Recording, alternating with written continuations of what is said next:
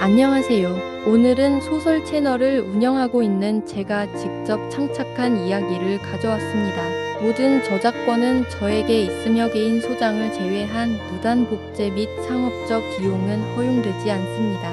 여러분의 구독과 좋아요, 알람은 저에게 큰 힘이 됩니다. 감사드립니다.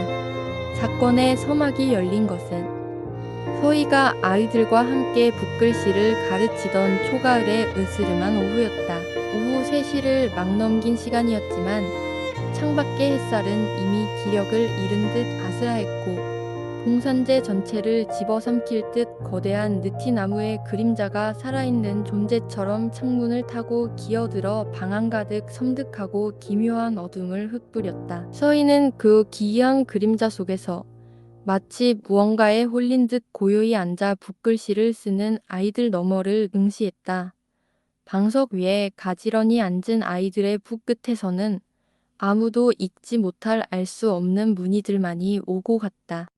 민주는 마치 복사한 듯 완벽하게 반듯한 해서체를 흔들림 없이 쓰고 있었고, 민지는 종이에 지나치게 해맑은 꽃그림을 표정 없는 얼굴로 채워넣고 있었다. 겉으로는 더 비평화로운 모습이었으나 서희에게는 오히려 숨막히는 압박감으로 다가왔다. 아이들의 표정에는 도래에게서 찾아볼 수 있는 작은 산만함이나 천진한 장난기가 단 한 조각도 없었다. 흡사 오랜 시간 완벽하게 훈련된 배우들처럼 그들은 감정의 모든 동요를 단단히 봉인하고 있는 듯했다. 그 지나친 고요함과 정적은 서희의 모든 신경을 곤두세웠다. 마당을 온통 감싸고 있는 느티나무 가지들 사이로 미약한 바람 소리만이 으스스하게 들려왔다. 그러나 그 소리마저 봉산제의 짙은 침묵을 깨뜨리는 불길한 경고처럼 느껴질 뿐이었다. 서희는 설명할 수 없는 직감적인 공포에 사로잡혔다. 이 완벽하고 부자연스러운 평온이 곧 무언가 끔찍한 일이 터지기 직전의 고요한 전조임을 그녀는 본능적으로 알아차렸다. 바로 그때였다. 서희는 봉산제의 경계에 외자로 우뚝 솟은 낡은 누각에서 순간적으로 움직이는 형체를 감지했다. 누각은 언제 무너져도 이상하지 않을 만큼 허물어져 가는 목조 건물로 늘 폐쇄되어 발길조차 허락되지 않는 곳이었다. 그는 분명 사내였다. 낡고 칙칙한 베옷을 입고 모자를 깊숙이 눌러쓴 모습이었다.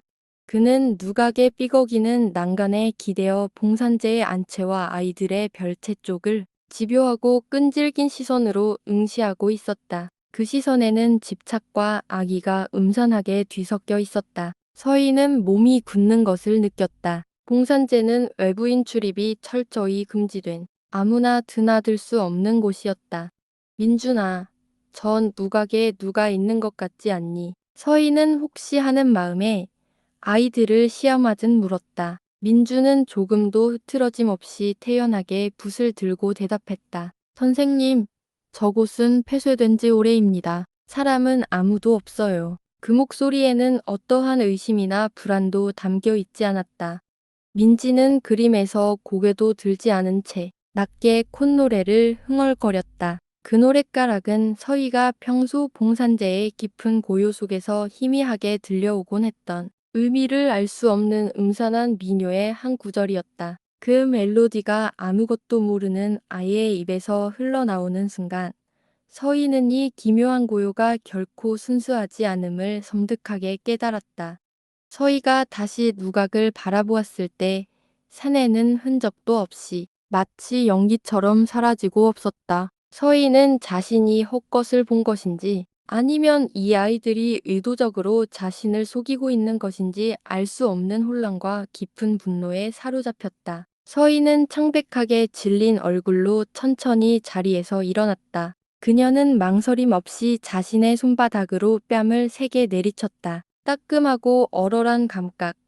그것이 현실임을 필사적으로 확인하려는 몸부림이었다. 하지만 고통의 감각에도 불구하고 그녀의 눈동자는 여전히 초점을 잃고 미세하게 떨리고 있었다. 누각 쪽을 향했던 시선은 결국 아이들에게로 돌아왔지만 민중과 민지는 방금 전에 소동과는 전혀 상관없다는 듯 붓을 놀릴 뿐이었다. 서희는 이제 자신이 홀로 미쳐가고 있는 것인지 아니면 이 순진무구해 보이는 아이들이 실은 너무나 완벽하게 짜인 학의 공범인지 도무지 판단할 수 없었다. 마른 침을 가까스로 삼킨 서희는 아이들을 꿰뚫어 볼 듯 노려보았다. 하지만 그들의 해맑고 무구한 얼굴은 어떤 해답도 어떤 실마리도 내주지 않았다.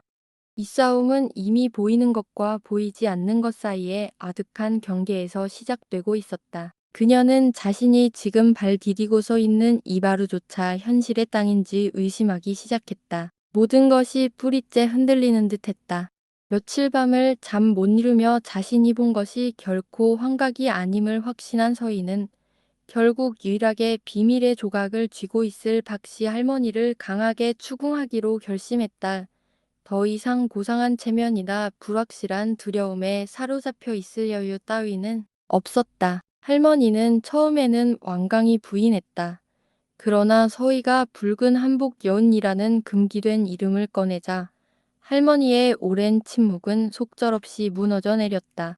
박씨 할머니는 서희의 날카로운 질문 앞에서 더 이상 진실을 숨길 수 없다는 듯 삭은 마루 바닥을 하염없이 응시하며 깊은 한숨을 토해냈다. 등잔불 아래 그녀의 주름진 얼굴은 마치 오랜 한지처럼 얇고 창백하게 떠 있었다. 아가씨, 결국 이 이야기를 꺼낼 수밖에 없겠군요. 할머니는 가늘게 떨리는 목소리로 천천히 그리고 조심스럽게 입을 열었다.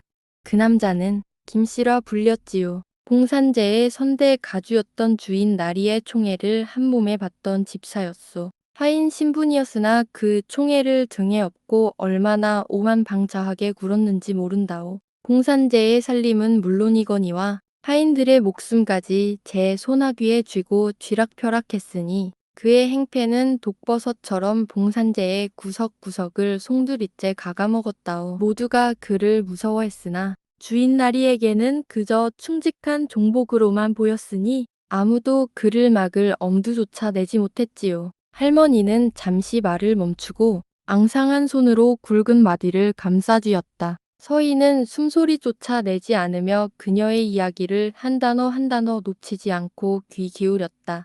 그러다 전임 가정교사였던 정 선생이 봉산제에 왔습니다. 그 여인은 서울에서 온 시녀성이었는데 얼굴은 고왔으나 마음이 여리고 외로움을 많이 탔소. 이 깊고 고립된 봉산제에서 정 선생이 의지할 곳이라곤 오직 아이들뿐이었지요. 바로 그때 김씨가 정 선생에게 교묘하게 접근했다오. 그는 스스로 주인 행세를 하며 정 선생의 순진한 마음을 홀리고 말았어요. 할머니의 메마른 눈빛에 씁쓸하고도 아득한 빛이 스쳤다. 정 선생은 그만 김씨의 교활한 유혹에 속아 넘어갔다오. 하인 주제의 주인인 양 행세하는 김씨, 그리고 이 봉산제의 엄격한 질서에 갇혀버린 정 선생. 그들의 부적절한 만남은 봉산제의 가장 묵은 금기를 송두리째 깨뜨리고 말았소. 봉산제에 경고했던 고요와 엄숙함은 그들의 타락으로 인해 산산이 부서져 내렸고 불미스러운 소문은 삽시간에 퍼져 결국 주인 나리의 귀에까지 들어가고 말았지요. 할머니의 목소리는 이때부터 더욱 가늘고 불안하게 떨리기 시작했다. 주인 나리가 노발대발했습니다. 가문의 체면과 봉산제의 오랜 질서를 짓밟은 그들의 죄는 결코 용서받을 수 없었지요. 김씨는 누각 아래의 어둡고 습한 창고에 갇혀 의문의 벌을 받았습니다. 그리고 며칠 뒤 그의 시신이 그곳에서 발견되었지요. 정확히 어떻게 죽었는지는 아는 사람이 아무도 없지만 공산제에 사는 모두가 그것이 주인 나리의 준엄한 심판이었다고 믿는다오.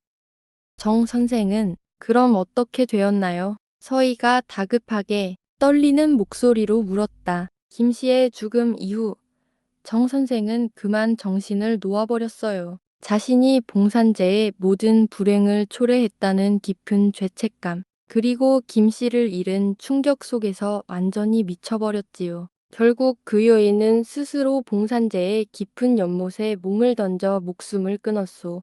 그 후로 밤이 되면 붉은 한복을 입은 그녀가 연못가와 누각 주변을 끊임없이 떠돌았다고들 하더군요. 봉산제에서 죽은 그들의 영혼은 풀지 못한 원한 때문에 이 집을 영원히 떠나지 못하는 것이오.